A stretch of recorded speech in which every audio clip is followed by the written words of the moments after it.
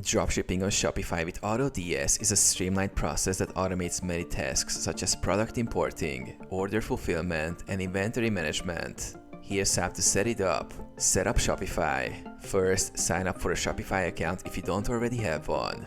Customize your store by choosing a theme and setting up essential pages like shipping, payment methods, and policies. Connect Shopify to AutoDS. Log into your AutoDS account or sign up if you are a new user. Go to the AutoDS dashboard, click Add Store, and select Shopify. Follow the prompts to authorize AutoDS to integrate with your Shopify store. Find products to dropship. Use AutoDS to search for products from supported suppliers like AliExpress, Amazon, or Walmart. Select products that fit your niche and click Import to Store. Automate product listings. AutoDS will automatically import the products into your Shopify store with images, descriptions, and pricing.